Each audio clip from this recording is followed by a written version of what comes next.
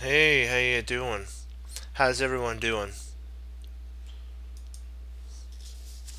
Okay, now we're in the section called lazy game, lazy or soft moves, and so we have to be we'll be ready to listen to this. When I was 13, he said, and deeply addicted to chess. So he really loved chess. He started when he was like 12. I hung out with two other kids. Both were considerably better than me. That's what Jeremy Silman said. The oldest and strongest was Peter Wise. Likely looked over my games and gave me advice. One incident always stuck in my mind. I was white. I had tossed out about 10 moves of some opening when I played H3 to H2 to H3. Peter then posed one of the hardest questions anyone had ever asked me. Why did you play that move? So when you play a move, ask yourself, why did I play that move? I was stumped thinking about it. I finally said, it was my move and I had to do something. Of course, this sounds incredibly basic, but over the years I posed this exact question to hundreds of times to students during lessons and chess fans that attended my lectures who ranged from 1,000 to 2,300. And I got similar responses to the one I gave so many decades ago. I didn't know what to do. I looked at it looked good, so I played it. It looked good, so I didn't know what to do. First of all, I didn't know what to do. It looked good, so I played it. There really wasn't a plan based around it. So when you're thinking about playing a move, my friends, make sure that you have a plan based around it. Don't just flip out a move like boom, or just throw out a move. Okay, I was low on time, so I played this fast to gain time on the clock. That was one that he got. I thought his queen, it threatened his queen, so it had to be good. I said these are similar because in each case the person responding didn't really know what was going on in the position. It did not, and just did something. It just did something. So that's basically what he has in there. And just did something rather than actually thought about it. They did something, hoping to figure out the truth later in the game. Basically, that's what they were thinking is somehow I'm going to in some miracle by throwing this move out. I'm going to somehow clarify my position. Basically, the fact is, when you're playing a game, you should generally be able to lecture on your position at any given time.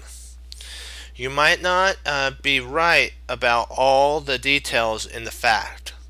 You might be completely off base. So you may be completely wrong. Your lines may be not the best, maybe slightly dubious, but at least if you give a lecture, let's say you're able to stop at that moment, that person that you're playing is not the person you're playing, it's your student.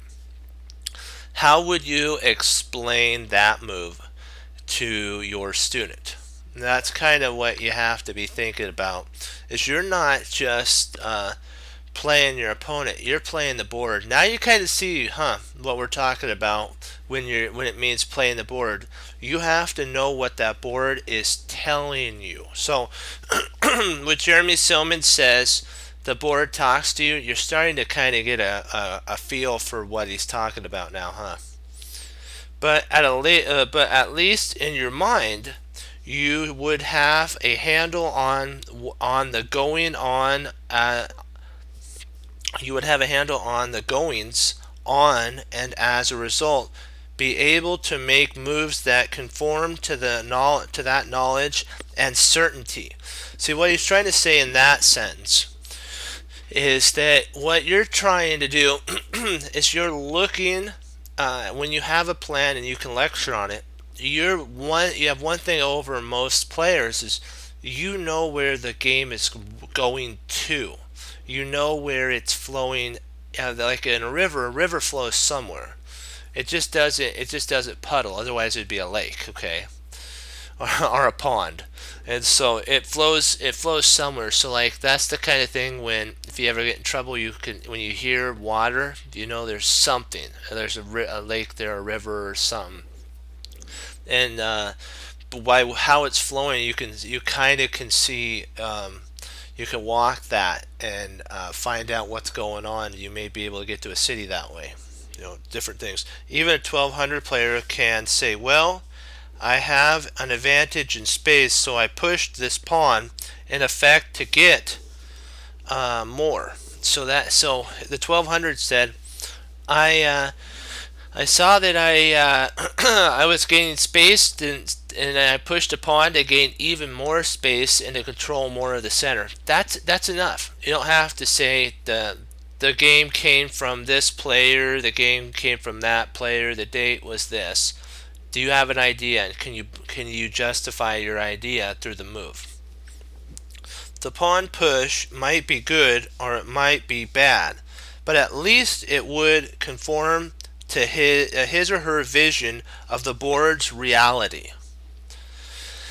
Okay, naturally, my whole idea of imbalance is designed to give you something to grasp upon.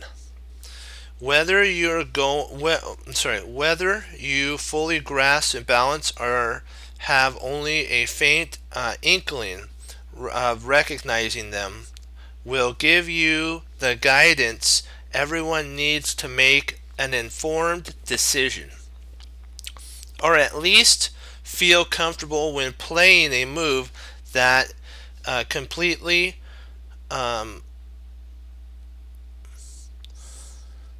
is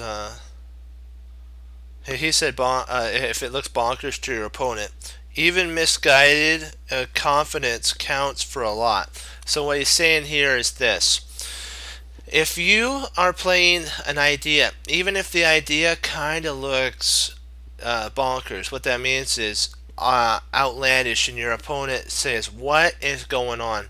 You have one thing over your opponent. It's this: you have a plan. It may be misguided. That's why he says misguided. It may be altogether different and odd. But if you know where you're wanting the board to be directed, trust me, 9 times out of 10, you will be pushing the game because of that, the vision that you have. And it's kind of like, I can't believe I won that. Sometimes you probably say to yourself, how did I win that? That if you go back, and you say, man, that move was kind of outlandish. But one thing you had that your opponent didn't have was a plan, and you can explain, you had a vision where you wanted to go. And that's important. Your vision is important. It affects all of our lives. It affects our decisions. It even affects our destiny and our choices to receive the Lord Jesus, Lord and Savior. So we have to always keep that in mind too. Okay, let's see.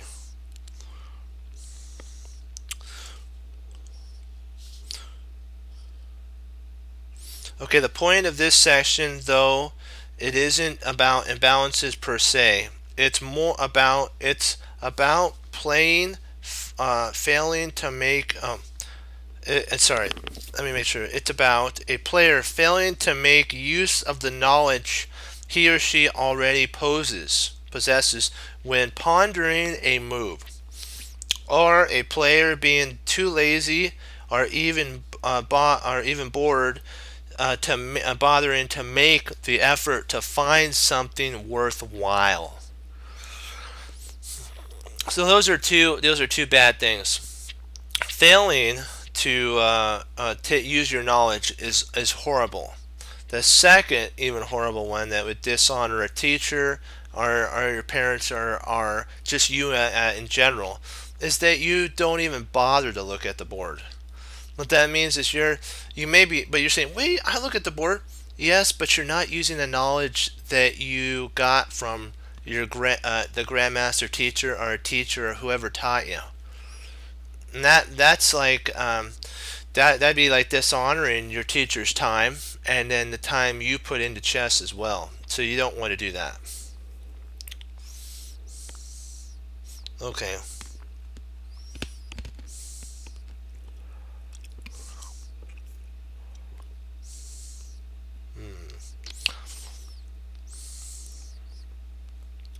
Find something worthwhile. Okay, once again, the cure for this, it was my move, and I had to do something. Nightmare starts with an awkwardness of the problem that the particular position is posing to you.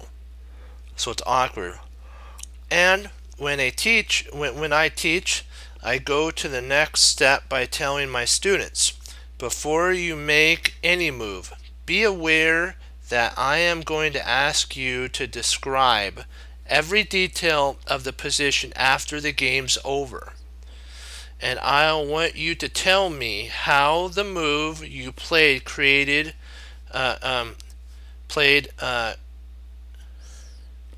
to these details. So he's going to try to have his students. He has to play a game. They write it down, and then he asks them when they go over the game again, what was the idea here? What were you thinking? What did you play that for? Why did you play that? And what was the purpose? What was your goal? And that type of stuff. Keep in mind that it doesn't matter if the student gets things right or wrong. It's not about the perfect answer.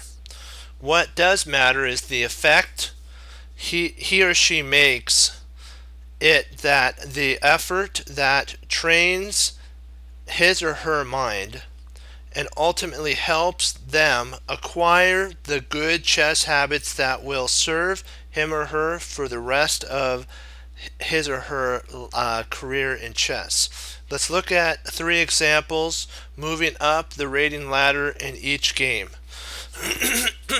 Excuse me. Just got to get a drink here.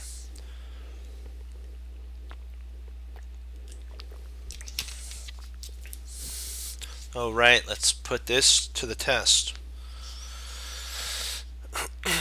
Okie dokie. Oops, I have to go to studies. What is it? Yeah, studies, and I gotta make sure. Let me see. Excuse me.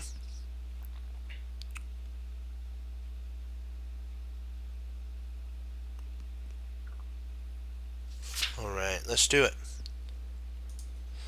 I just want to get this right.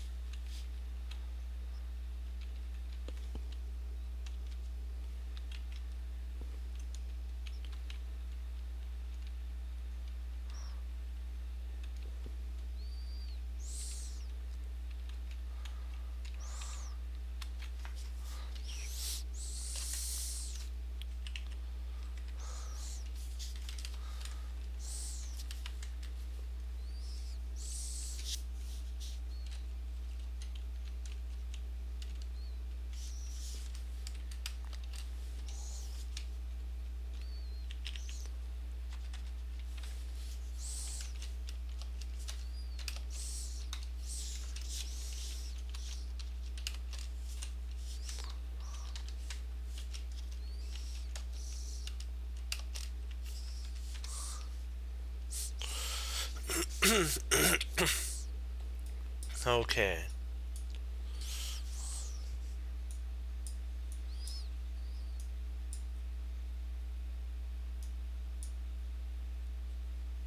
F4, knight f3,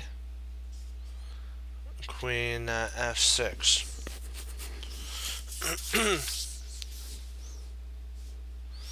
his student, which is white, wasn't expecting queen f6.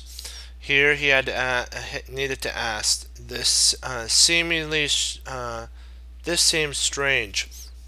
You're not supposed to move your queen right away because it can be vulnerable to attack by other pieces. So how can I take advantage of this? That's all it took. He didn't need a deep understanding of the position, than that to come up with a promising move in the game. White gave up on trying to capitalize on his opponent's move and played passively d3.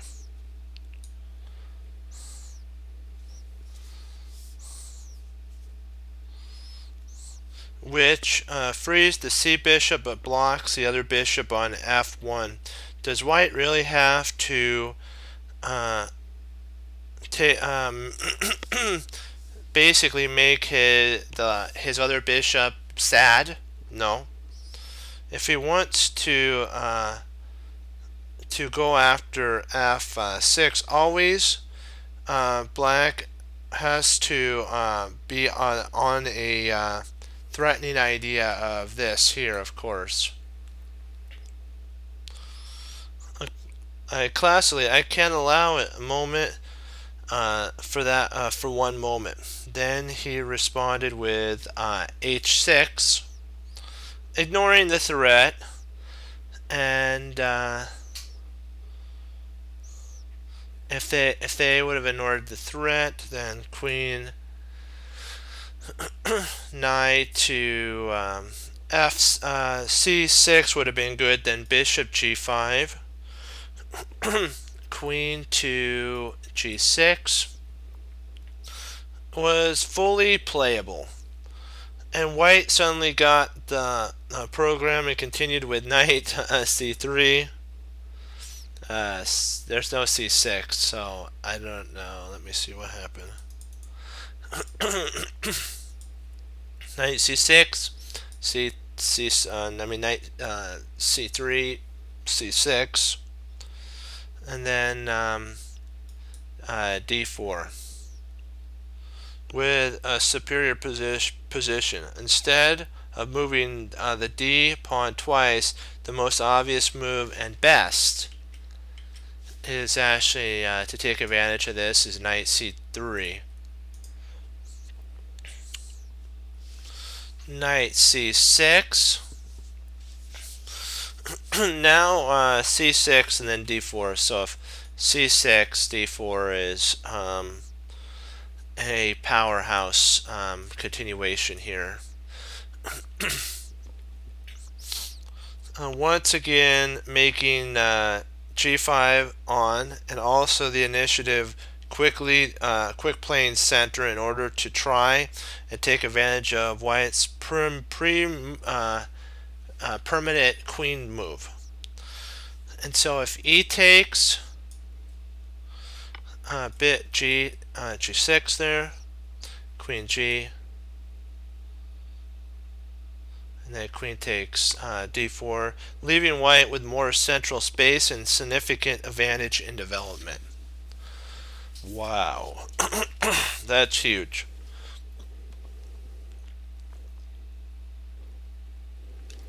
Yeah, it's like, whoa, hello. So that's all it's played, but you could play knight to d5 here. Hard to resist white bringing his knight to a nice square and attacking the enemy queen at the same time, of course. The quiet bishop c4 bringing the bishop to a very active diagonal also makes good sense.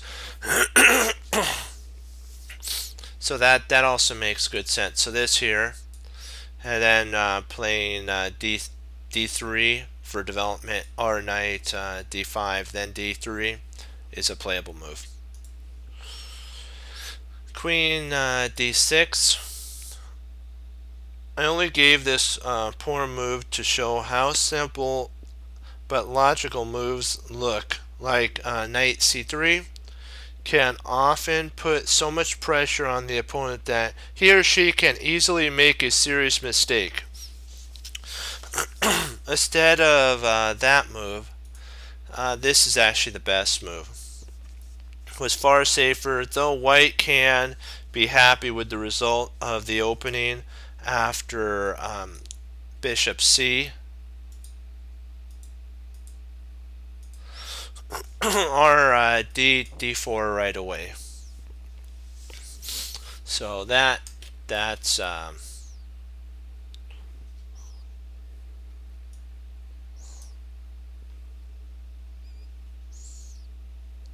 then c4 exclam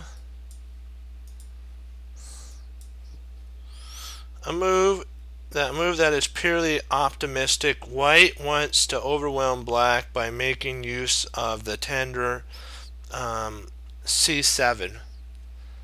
Take advantage of the tender c7 move.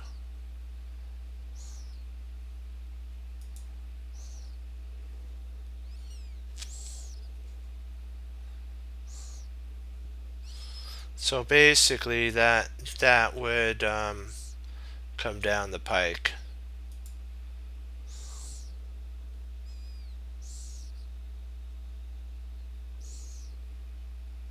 Oops, not e6, sorry.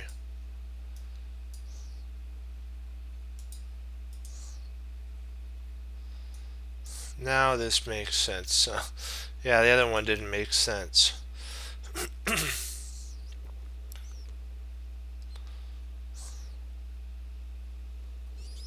And why it's an exclam now is what you're wanting to do is actually play c4 and then draw the queen away and then snap the pawn off there, forking the king and the rook.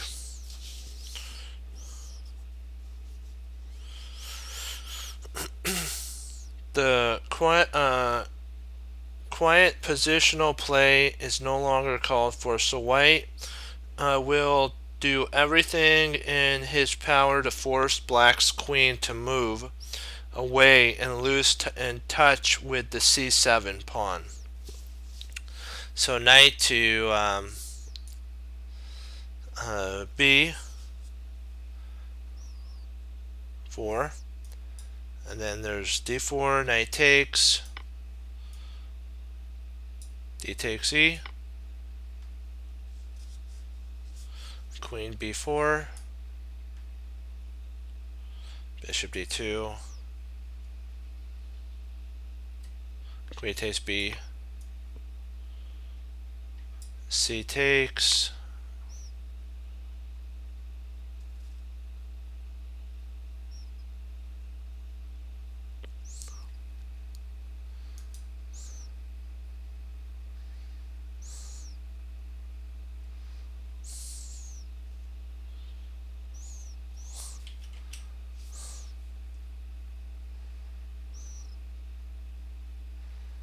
let me see something. What did I do that wrong?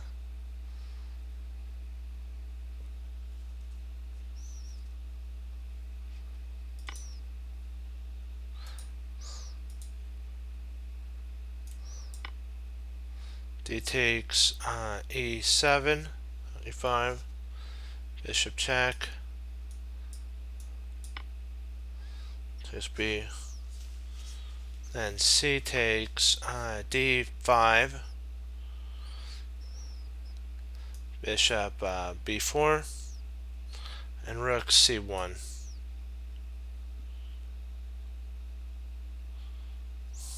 White has an advantage is obvious. Huge center space leads to development. Half open file for the rook and threatens c7 again. Okay, so if he doesn't play that move, let's say king d8, d4, queen g6, bishop e2, queen takes. Of course, this is not the best move because of here.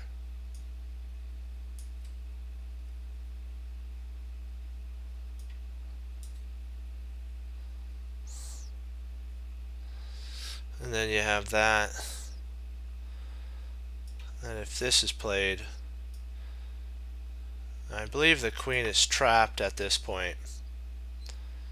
I think the queen's trapped. Well, no. The queen can grab there. But then a mating threat is unleashed.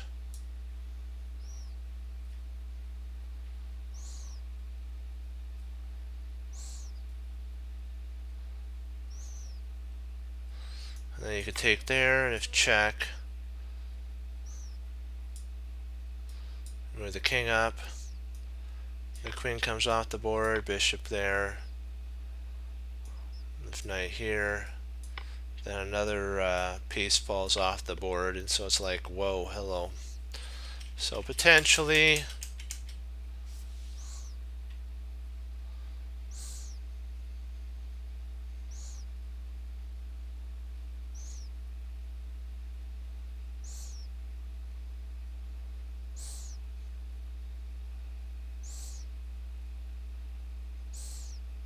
so maybe A, and then here.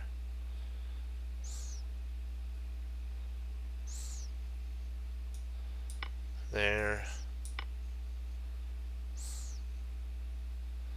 is an idea. So you just gotta always be on guard. So I know that's what you're kind of thinking. But besides black walking into that misery, knight g5. Queen takes g. Bishop f3. And black's queen is a goner. So let's take a look again at another one.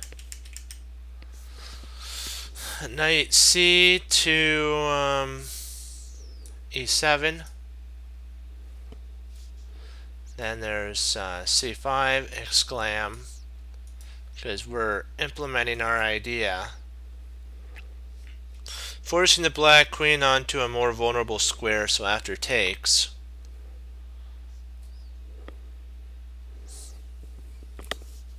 d4.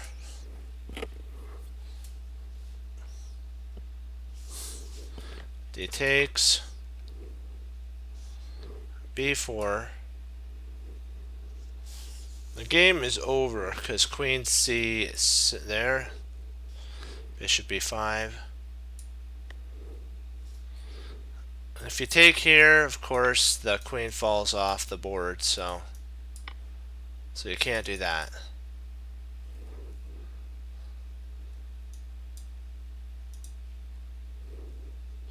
Queen d6. Bishop f4. Queen g6 there. Knight takes c8 or c7, etc. And the game is basically done at this point. There's just too much power that's going to be coming down the file. So b6. Again d4. Knight f6. Knight takes e5.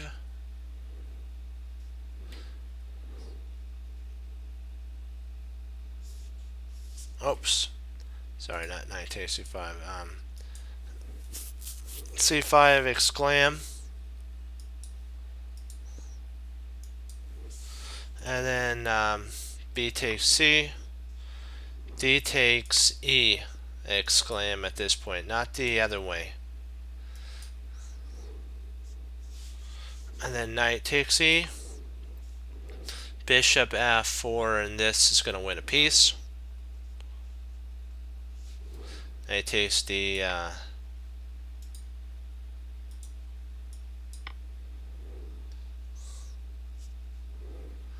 Bishop takes c5. Queen b6.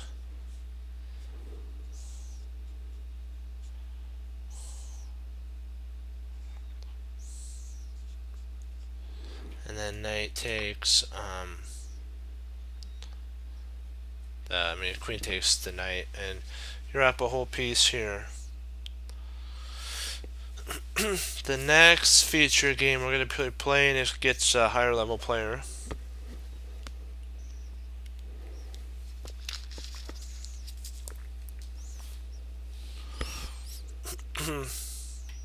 Okay, dokie. He didn't give a name, so it features. We'll do numbers here. It features a 16,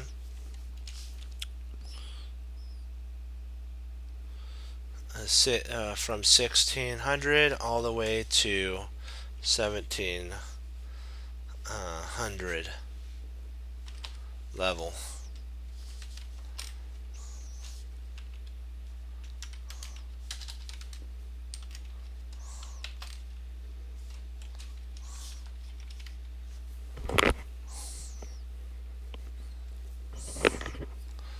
Okay.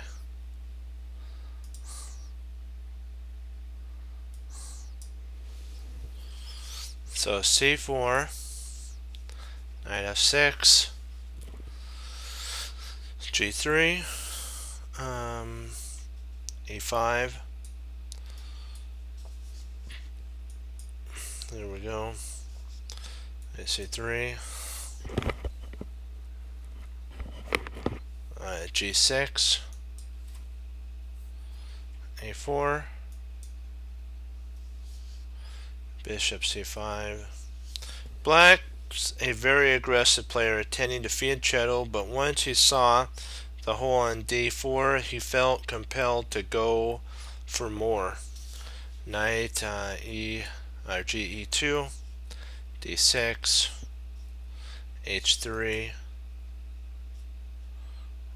knight h5, castle kingside, and then boom, f5.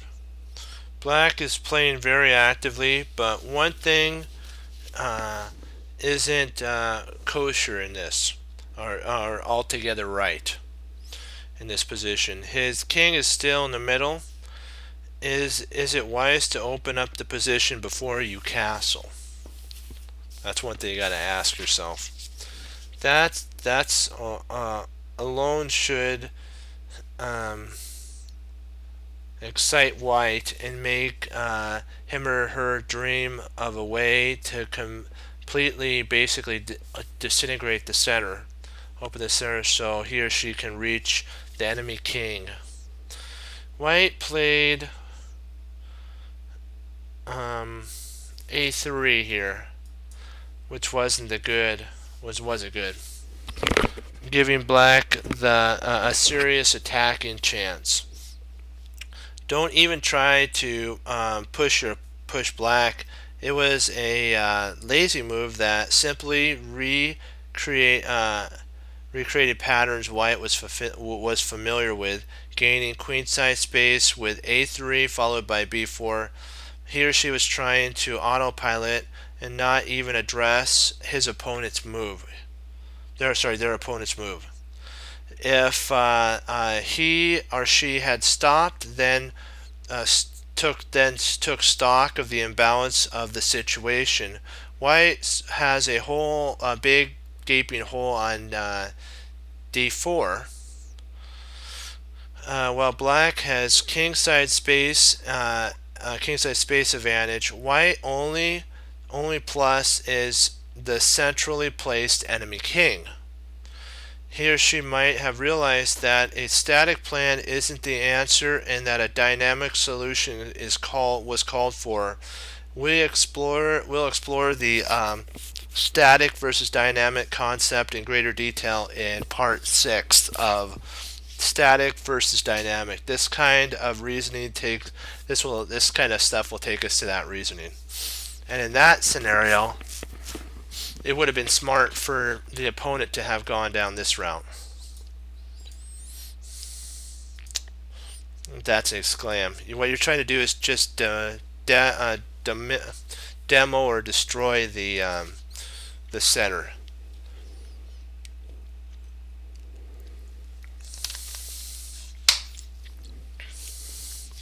And then G takes F5. This is actually one of black's ideas. And they're thinking, yeah, we accomplished our goal. Woohoo! Look at our huge center. We're doing a kingside attack, and we're going to do so good.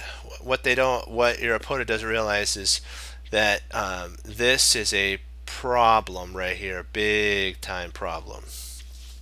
And at this point, you drop the wake up of a life on them, which is d4, and that's an exclam, because now all the pieces are in flux. The position has undergone a dynamic transformation.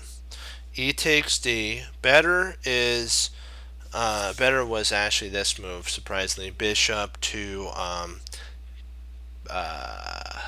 is it b6? Bishop b6. But the move was such that b4.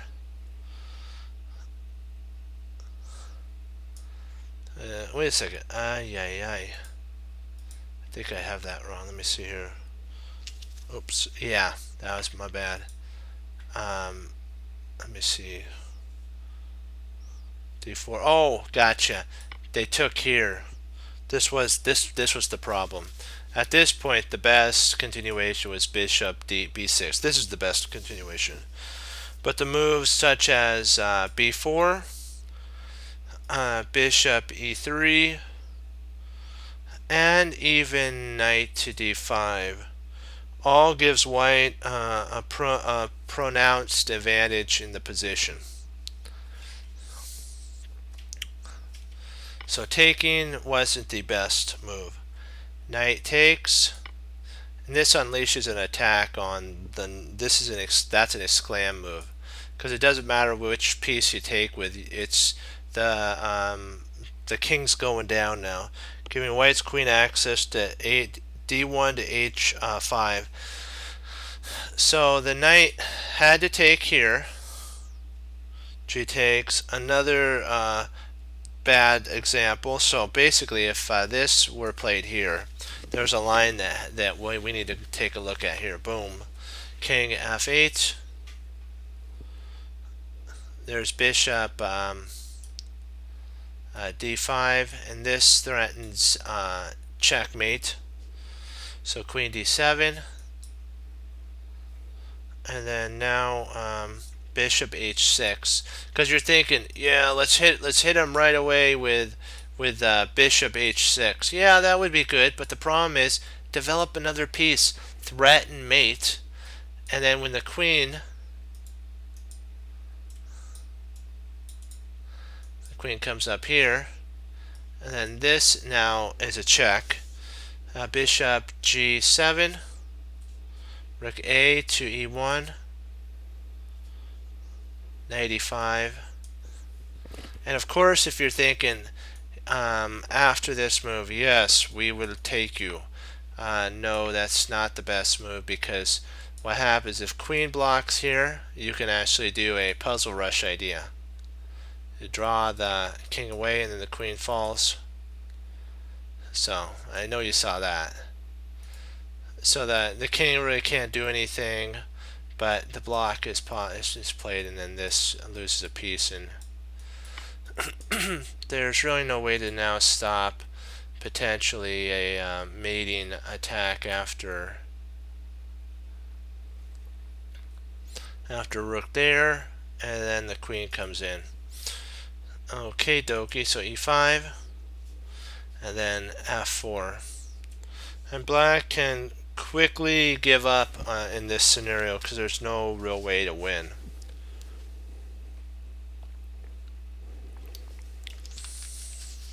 If they actually they could try this move here, but this actually does nothing but lose in the position, because what could happen is, let me see, what would be the best move after this? Okay.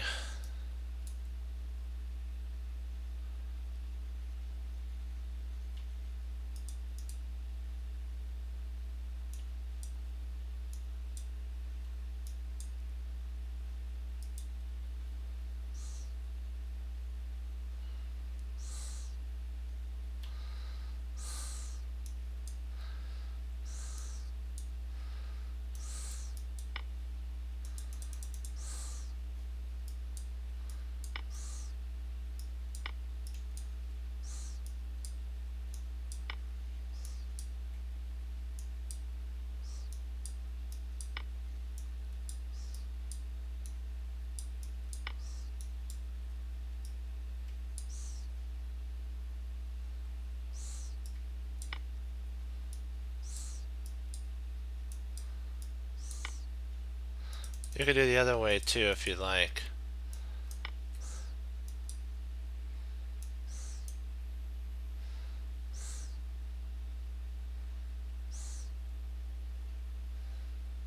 Okay.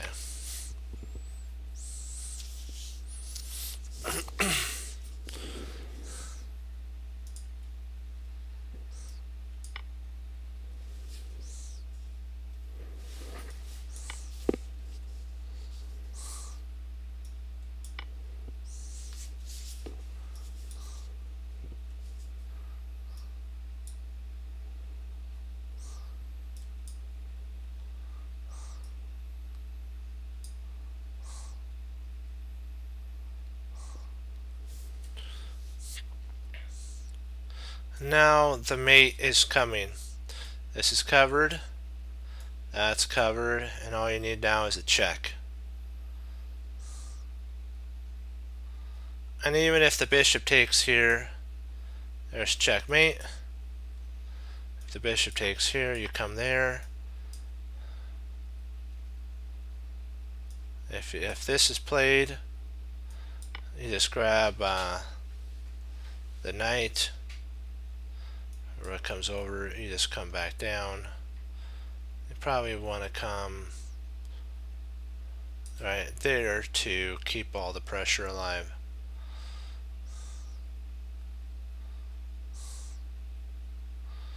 And you're up so much material now that it's just not worth it. You could also potentially not really worry about the knight, just grab the rook if you want to. That's also a playable move. So there's just so much advantage that you have at this point that, like if the rook came over here,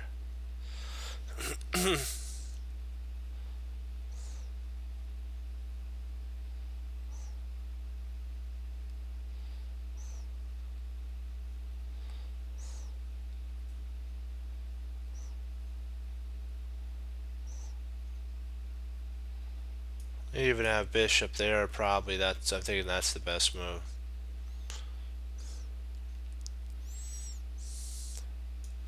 And if queen here,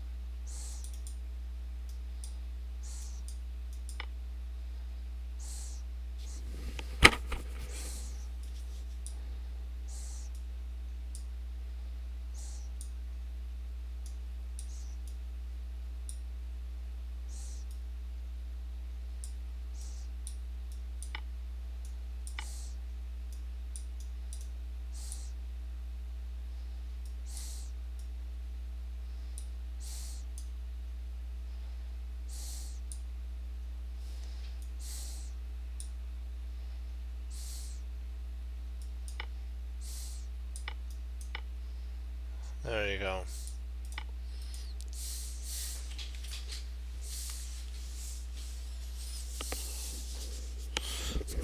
And the double threat of bishop takes a6 and bishop h6 mate are more than black can handle. Clearly the a3 move on most 9 thought a common idea in the English opening wasn't right for this particular position.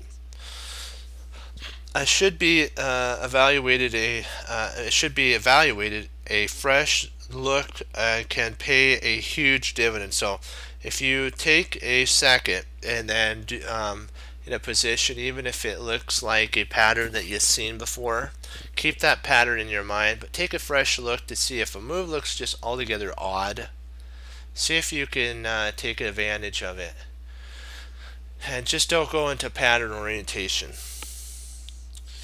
Although these two examples show how lazy thinking leads to missed dynamics and or tactical possibilities, the same can be said about positional ideas. In the following game, we witnessed a high-class example of a very good, basically really good players, two really good players. We'll put their names down. Let's see how we're doing on time. Hold on.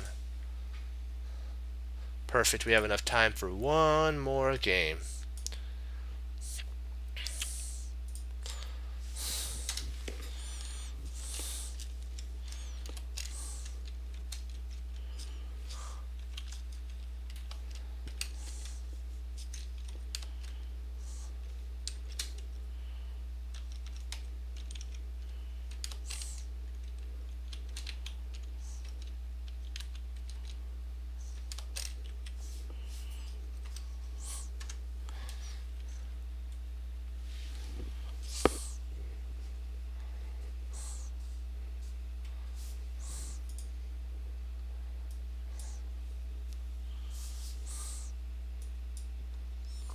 C4, B6, D4, knight C3. Oops. E6, sorry, E6, knight C3, bishop B7, A3, F5, D5, knight F6, G3,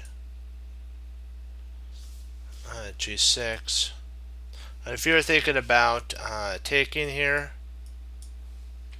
after this move, I don't think it's the best move here, because if knight takes, bishop takes, queen takes, so that would actually lose material, lose a piece. So you really can't do that right now. G6, knight F3,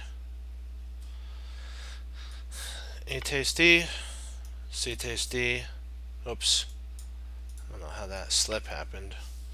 And then bishop G7.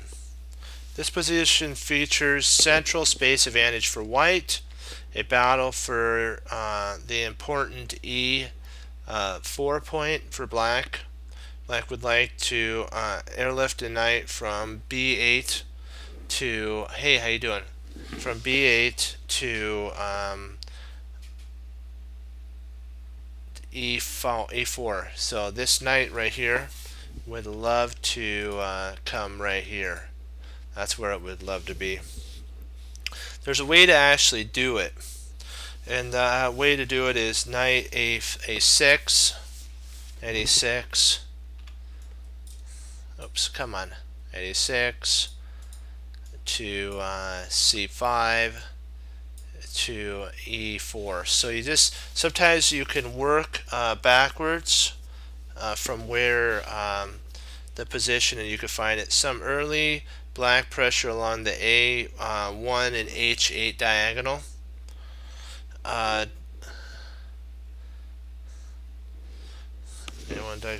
Okay, diagonal. A strong D5 pawn for white that needs tending, else you might it might be dropped off the board. So white has to handle that. And the fact that white will be better if he or she can finish development and place his rook on C1 or on D1. Notice that the D6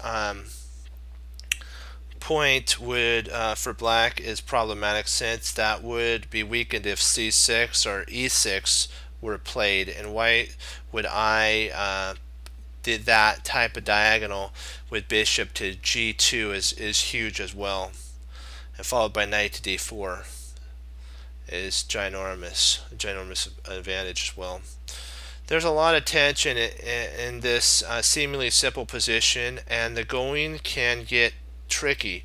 Most players would toss bishop G2 in right away without thinking, but Rosen didn't fall victim to that kind of softening. Instead, he realized that he might be able to make sense sensible gains if he could deprive the B knight, sorry, if he could deprive this knight here from its ability to come to e4. That's a huge advantage. Oops, I appreciate the offer, but I can't do that right now. And so,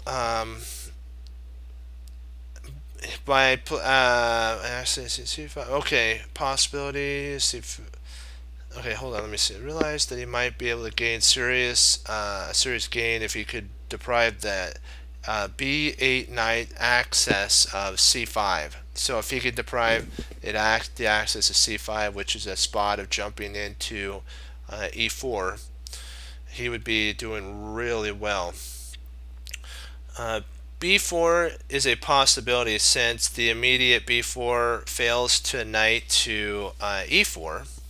He doesn't want to do that. He came up with a better idea. So this move here fails to knight to E4. So he didn't want to do that right away. He played Rook B1, which is a really strong move here.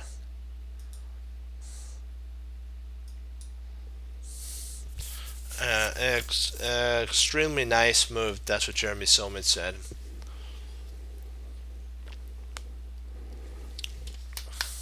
Now that the rook's off the A1 to H8 diagonal, B4, B2 to B4 is suddenly a viable idea. To be honest, I'm not convinced this is actually stronger than this move here. So it's not stronger, but this is a line that could be played. Knight e6, and then bishop f4. But that doesn't matter. The fact that he kept his hands away from the bishop on f1 and actually thought maybe there's something better. Maybe I can isolate the knight and deprive him of his useful play, is far more impressive than mostly the combination that we just priorly looked at. So black castled. Black meets an extraordinary idea with a generic response. Small wonder that he soon found himself in trouble. Instead, he needed either to fight for the right to employ his knight to that square, or try to make an advantage of the loss of time by Rook B1, and telling basically to give him a quick look at both ideas of knight to A6, it would be playable before, and then C5. Jeremy Silman is a playable idea. Then bishop G and castles at this point would probably be much better, because then black now has access to generate some counterplay by knight to C C7 after maybe they can get in D6, they can get D6, then knight C7, and this would take scope on the weak D5 pawn. Okay, castles.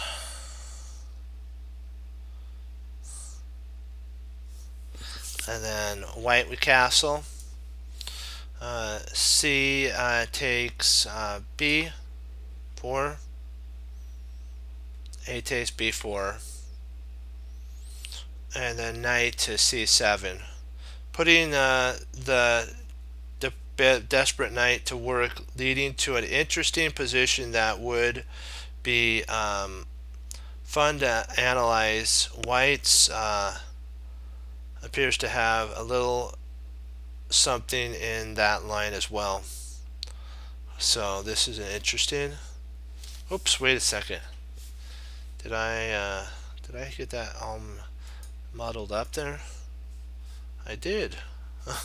That's funny. Rook C8 is actually what was played. Oh, that's interesting. Bishop takes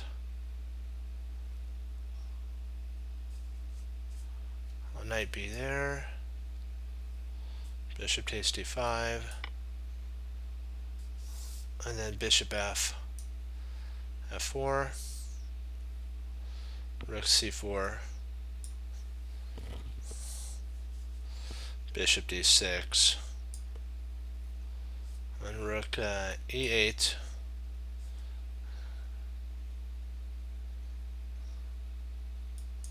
bishop b5. Favors white. Okay, are all to brief look at the dynamic knight to a6.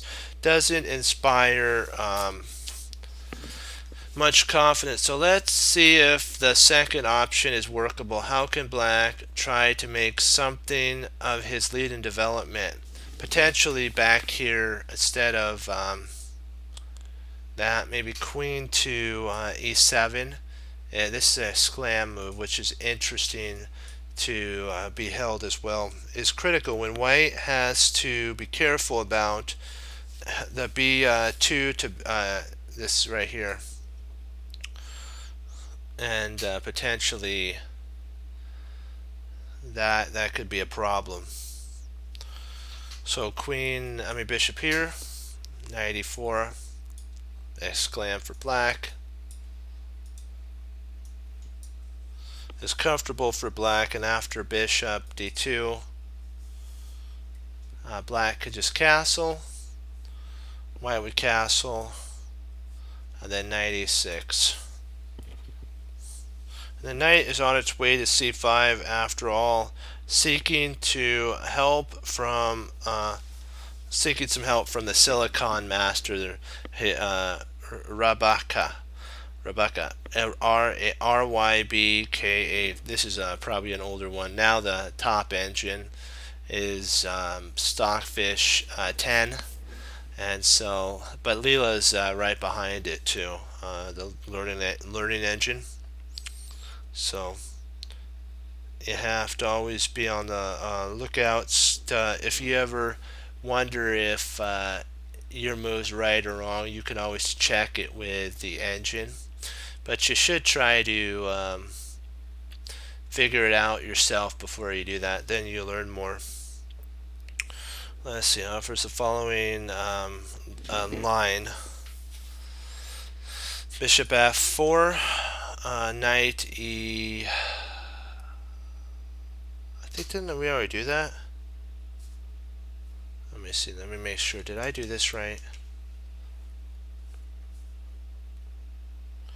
So move 12 a6, bishop,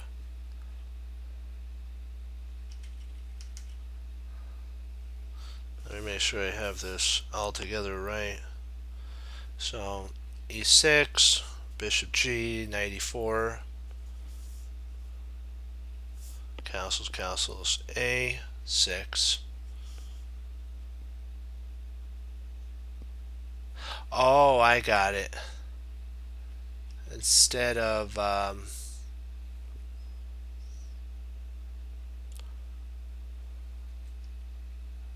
G2, this is what the engine was talking about here.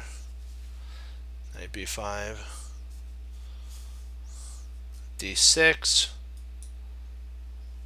rook c1, knight a4 or a7, f to d4.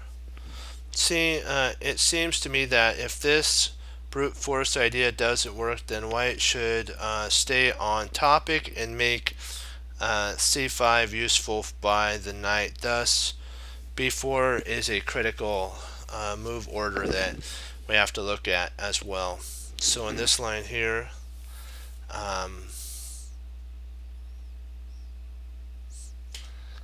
b4 has to be looked at as an interesting continuation with castles for black, bishop g2, being a good place to begin another endless analysis for anyone that might be interested. He's funny. 96. Let's see here. What am I missing?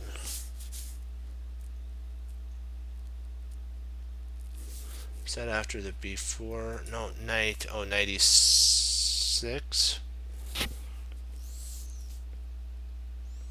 Oh, castle. Sorry. Now 96. There we go. Bishop takes. By capturing a pawn, black ensured his knight will have a permanent access to c5. So rook c2. Bishop g7. f3. Knight f6.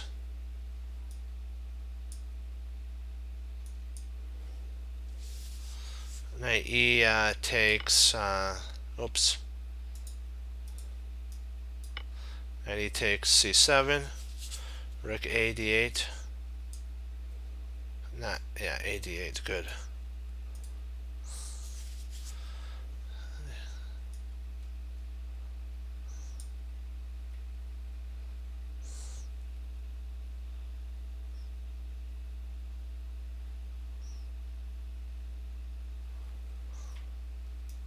Knight takes a6.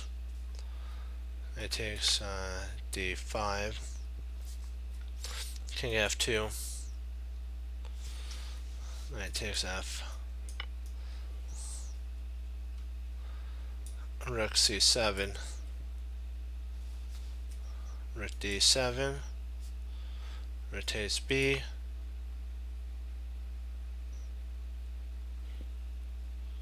Rotates b.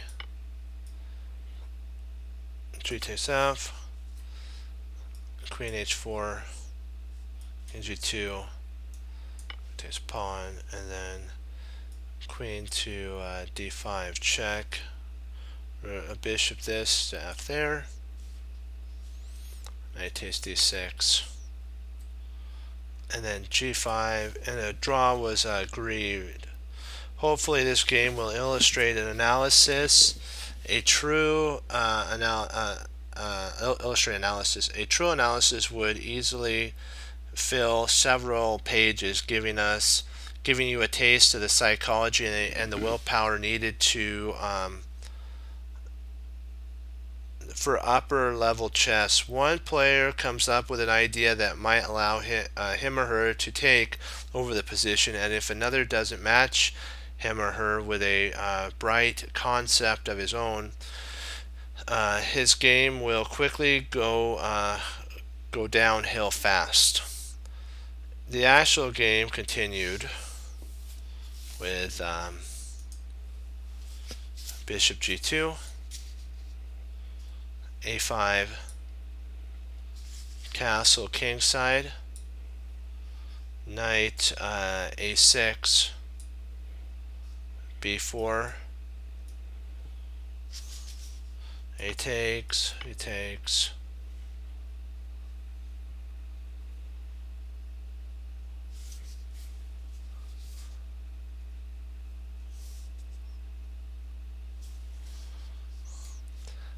c5, d takes, yeah, this takes c, d takes c, and then knight to d4, queen d7, b3 check, king h8, knight e7, rook f e8. Oops, wrong. There we go. Knight takes the bishop. White has a clear advantage and eventually won. Lazy moves often emerge when the hard work in a game is done and you mistakenly think that the rest of the game will play itself. And we're going to stop here. Our next game, it will demonstrate a painful example of that. So we'll call it on this here. Yeah, so we'll summarize what we've learned is don't play lazy moves. Make sure that your moves that you're playing have purpose, and if you can't, what we learned from Maureen is if you can't be able to explain what the move does or how it affects your position in the long run, don't play that move. And don't play a move for just playing a move's sake. Make sure the move has a way of helping your position and allowing you to get an advantage. And I know what you're thinking, wait, an advantage is a big word. Yeah, I know. But it does help if you know where you're going, because think about it, if you just got in a car and you drove, what would happen is you would get somewhere, but it may not be and you didn't look at any signs, but you saw the road, and I mean you looked at the signs, but you just drove. You didn't have a destination. You would get somewhere, but it might not be the somewhere that you wanted to get to. You may have wanted to get somewhere else, but you can't because now you've all that driving, and we'll say you only had a certain amount of gas to have in your car. You can't get back now. And that's kind of what happens like when you push a pawn. If you think of them as cars and you only have enough gas for one move, and when that's over you can't move that pawn back, you'll kind of reconsider when you make pawn moves if it's a good or a bad move. Just always, I use just world examples as a way of kind of ingraining into my mind stuff, and it helps with. Then I have a picture that I illustrate when I'm thinking about a move, and I think, man, I'm getting tired. I should just make this move. Then I realize that that car example that I just gave you, that I gave you guys to think about, that if I just make a move, it's like aimless driving. Even if you did have, let's just say you had infinite gas, you still wouldn't get to your location because you wouldn't know where it is. But if you have a road map, then your destination's on that road map and you follow the road. So you mean if I do this, this, this, this, and this, I can get either home, I can get to my job, I can go to certain places. Wow. You mean a plan is important. Just think about that. Okay, and we'll end with that. You know what? I want to thank you for all logging on, participating, and bearing with me while I read in the book. I appreciate that. Sometimes I get so deep in the book with the combinations that I see them in my mind, and I don't look up every once in a while, but I am working on doing that for you so that, it's important when you have eye contact, and there's something about that. I always find that I like when teachers have eye contact with the students. But what we have to remember is what Bruce Lee said is as important too, is taking what you know. So taking what you know, my friends, and being able to apply it and being willing to do something with it is a vital importance in a position and in your life as well. Remember though, when it's all said and done, there's one choice that we all have to make one day. We have to decide what we're going to do with the Lord Jesus Christ, and that's a critical point and a critical decision in the game and in your life that you have to make. Will you receive Him or reject Him? And I pray that you received Him, not reject Him. But it all comes down to how Team Chess Cruncher improves as a team. We hang up our coats, we hang up our hats, we sit down and study when most won't. Team Chess Cruncher does, and that makes all the difference. And as Wesley So says, serve the Lord Jesus. And as I say, God bless, and I'll see you next time on Chess Cruncher TV. Have a blessed morning, afternoon, and evening. Lord willing, I'll be back on tomorrow. We'll keep pushing forward and learning more and improving and going over more games, more reading, more learning, and all that. Remember, though, what Hannibal Smith said. Even inside of a random position, my friends, there's always a plan. And when you find that plan and you get to see it all the way through from your eyes to the board, you get to say, I love it when a plan comes together. Okay, 2 thumbs up, hoorah, be blessed. Keep studying chess, having fun, and remember, always honor the Lord. Okay, I'll see you tomorrow, team. Go Team Chess Cruncher, hoorah. Bye.